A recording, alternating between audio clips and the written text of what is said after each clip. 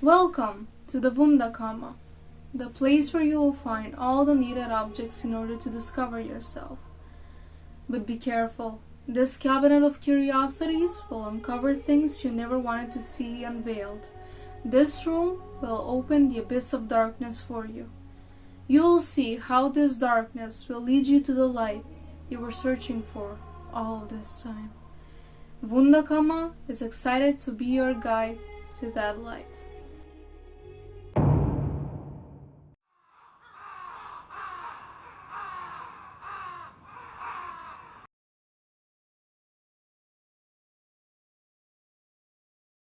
Nina is a primary school student who lives in Madrid with her aunts, and therefore she barely sees her parents because they work all the time.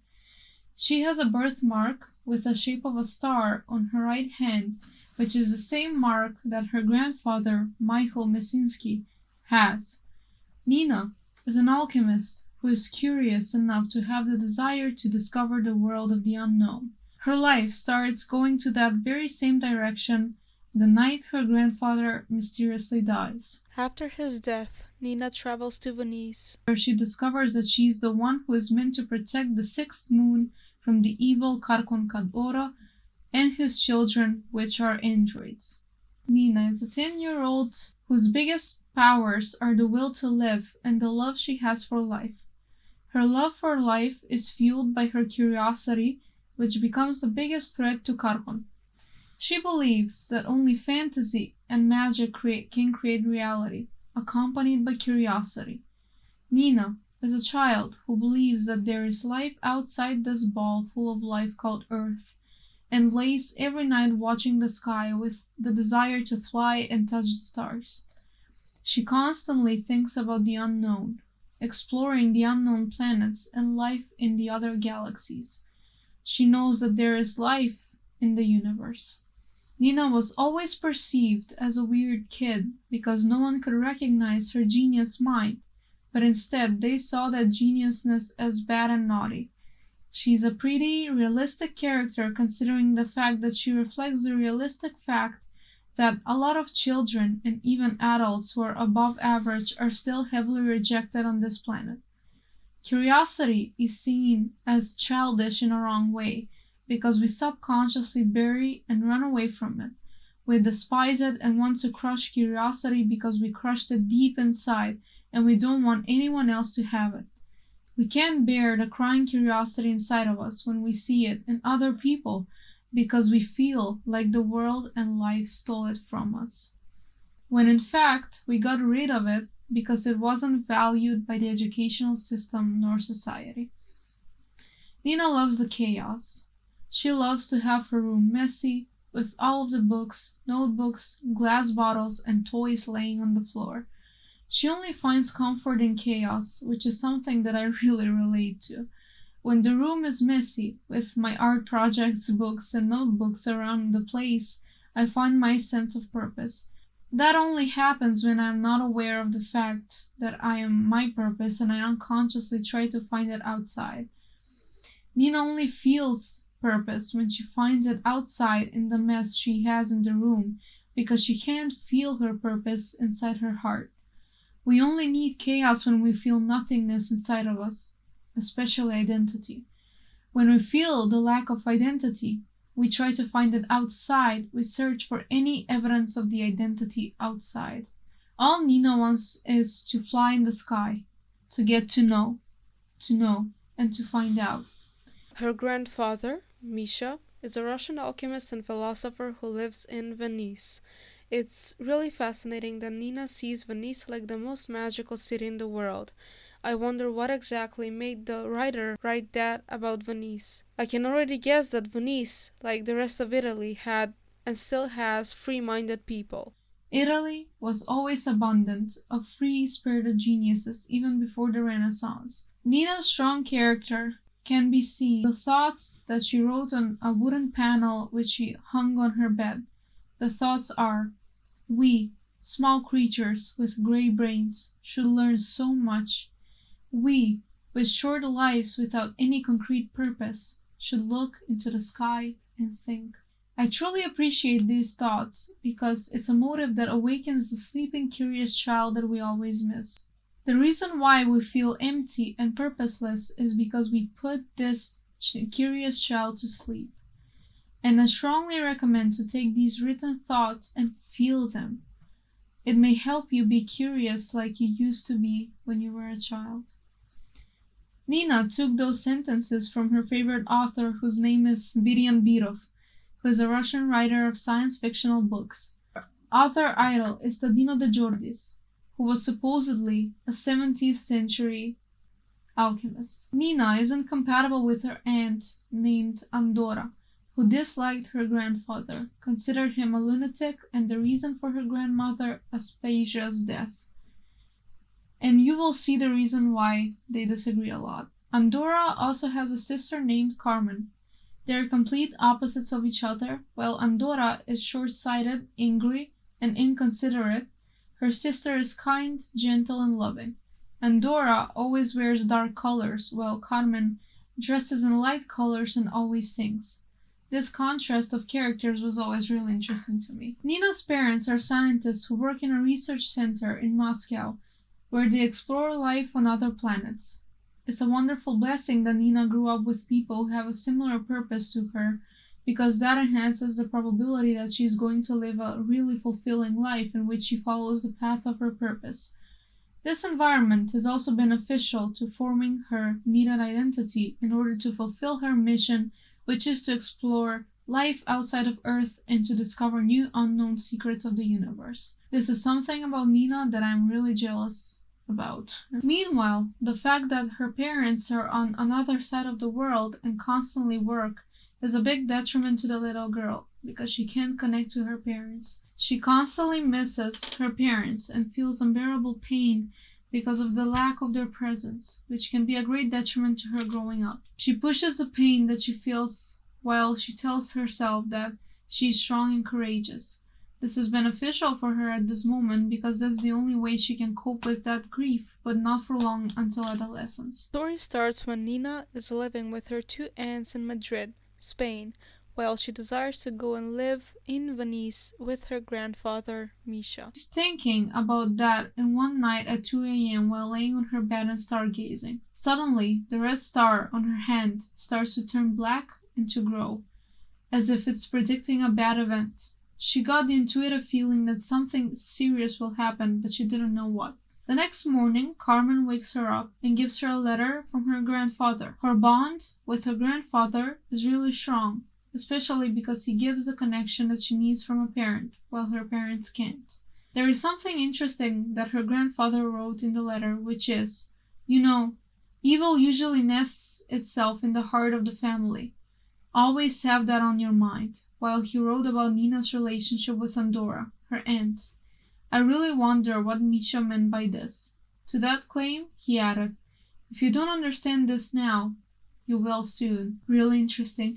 To explain it briefly, in the letter Misha asks Nina to come and visit him as soon as possible, and he asks her for some kind of help, which he doesn't elaborate about. For some reason, he told her not to tell anyone about her arriving in Venice or send any messages or telegraphs because certain people mustn't find out about that. He also sent her a flight ticket to Venice in order for her to go there and directed her to burn the letter after she reads it. After that, she studies with her professor Jose, who is an important character to mention. He teaches her chemistry and alchemy, even though alchemy is not part of her school program. After that, she asks Carmen to help her catch that flight in secret, because if Andorra finds out, she is going to stop her from going because she doesn't want Nina to see her grandfather. And she does. She convinces Andorra to go and visit a friend in Toledo. While Nina is slowly getting ready for the flight, her birthmark becomes worse every day, and that concerns her because she never experienced something like that before. She knows deep inside that something serious is happening. All she knows is that when her star on her palm turns black, it means danger. Nina could feel something like hell, something really dangerous in the air around her. She tries to wash it off or put a cream on it, but the dark star doesn't change. The only one who knows how to help her return the star to its natural red color is her grandfather. Her thoughts of needing to see him rush through her mind while she's trying to wash off the darkness in the bathroom. Suddenly, when she looks in the mirror, she sees a face of a man in the mirror that is surrounded by a yellow cloud, with the face of an ugly, bald man with little gray eyes, a black beard. Nina is so terrified that she can't scream. She opens her mouth, but can't move her legs from fear. After a couple of seconds, that face disappears, while a letter K remains floating in the air, made from that same yellow material. In disbelief, she extends her hand and tries to touch the letter, but it disappears before she does so. She thinks that she is hallucinating while she looks at the right palm while noticing that the star grew even bigger than before. Not knowing what's happening, Nina questions the appearance of the man, the letter, and why the nightmare happened, but she can't find any answers. She thinks about this the whole day but didn't tell anyone about this. The same night later, Misha's caretaker calls Carmen and brings news that Misha died because of a heart attack. Nina can't believe what's happening, especially because she knows that this is not a coincidence. In shock, Nina closes herself in her room, wanting to be alone, while she watches the sky but can't see any stars or the moon. All she can see is darkness. She can't sleep because of anger, despair, and grief, while asking her grandfather why he left that early and didn't wait for her. She doesn't understand how Misha dies one day before her departure. The next day, she flies to Venice. In the plane, she has a dream where Misha tells her that he is and always will be here for her, and he believes in her strength and the fact that she is going to surpass every limit and go through every obstacle. That gives Nina a feeling of empowerment when she notices that the star on her hand is back to its normal red color. But when the girl arrived, her boxes with her books from Birov were missing. She noticed that she couldn't find them, and so she went home with her caretaker, Lyuba. While they're walking back to the house in Venice, she notices the two twins who wear purple hoodies with a big K written on them, and she is shocked because she remembered the monster who appeared on the mirror the day before. She was sure at that moment that they were responsible for her books missing. She noticed that they were following her home. She saw them the moment when they arrived in the villa where she stays at. When they entered the villa, Nina coincidentally entered her grandfather's room, where, in one of the drawers, she found a notebook with gold and black covers and different notes written with special symbols. I also need to highlight here the creativity. The reason why this book will always be my favorite is because of the effort put for it. The hard-working author literally invented special alphabet in order to understand notes and important findings in this series. These sayings are written in those characters when a character finds them and reads them too, which is such an amazing experience because it also makes the reader a part of the story. I truly recommend buying and reading this series. One note that Nina saw is, "Fly in order to live," which is probably one of my most favorite thoughts I have ever read as a child. Without flying and falling, life is never fulfilling. The hardest challenge is to keep being the child that we were when we were young, because we live in a world where the child cannot belong. We live in a world that expects impossible things, such as needing for all of us to live the same way, think the same way. It decides what is good or bad, wrong or good, to work or love the same way. That is a perfect recipe for pushing the inner child back in a closet. When Nina sees this message, she can't understand what it means, but is still fascinated by all of the drawings, symbols, and notes.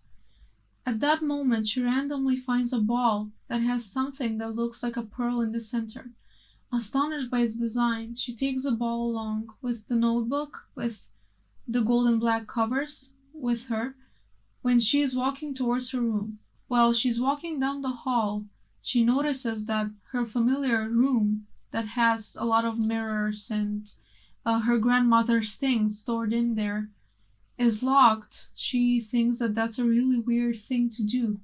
She asks the caretaker for this and finds out that her grandfather decided to lock the door, saying that no one must enter. He never explained the reason. The next day, while the girl is having breakfast, she notices an old interesting portrait of her grandmother, Maria Luisa Spazia de Righiera, that she holds the same glass ball that she found the day before. The moment she realizes that this is not a coincidence, she hears a window breaking and on the ground a stone with some paper around it. One of the papers has the following message: "You will end up the same way as your grandfather." She notices that there is the initial K on the bottom of the paper, and the other piece of the paper is a ripped page of the lost books of Virov. Nina tries to pull herself together, but can't find the answers to the question, why is this happening, and who is Kay? This is the moment when she realizes even more that her grandfather's death may not be a coincidence. She knows that she is the only one who needs to go through this, because if she lets everyone know, nobody will understand. She suddenly sees the same twins outside the broken window, where the one twin holds her books and the other throws ripped pages from them in air. She finds out from the gardener that they are infamous around that part of Venice where Nina and the others are staying. She finds out that they poison dogs and cats and even throw stones on people. Nina also hears that they are all orphans. They are taken care of in an old palace in the St. Marco Square by a man. Later, the caretaker, Luba, elaborates on what happened the night of Misha's death. She says, "It was 10 in the evening, and I was getting ready for bed, when I heard someone calling me from this room. I ran there, and when I entered the room I saw Misha laying on the floor. He held this item in his hand," and she shows Nina the item, which looks like a small golden wand with the head of a bird on the top. They were sitting in the same room where supposedly Misha died. Instead of eyes, the bird has 2 pink crystals placed on its head. She gave Nina the wand, adding that she tried to help him, but failed and called the doctors, who claimed that it was just a heart attack. Everything was confusing to the caretaker, because Misha never had problems with his heart. With the golden wand, she also gives her a letter which her grandfather wrote before his death. I'm going to finish this episode with reading the letter. The letter says, "In the words, in the thoughts, in the colors, in the numbers, is found the origin of the universe. Don't let the darkness swallow the light. Erase time and fly." New friends, new places, and new enemies. Nina discovers how curiosity can beat evil with much more people than she thought. Stick around for episode 2 of the series, How Curiosity Can Beat Evil. Did you like the visit in the Wunderkammer? If you did, please like, subscribe, and share this content if you see it as helpful. Did you also notice the artworks in this video? They're not put accidentally. If you want to understand my philosophical reasons of why I put them in the video, you can become a crow on Patreon. In that tier, I'm posting the paintings and the contacts they have in the video. You can also see them like Easter eggs. But only crows can see through the messages, because they are messengers themselves. I would like you to support me on Patreon, because I need financial aid for conducting research and research projects with various institutions as well.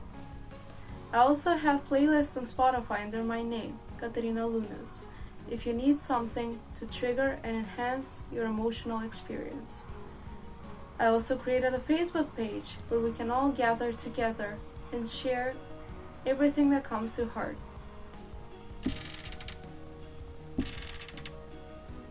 Can you hear the footsteps? They're the footsteps of illusion. It's coming.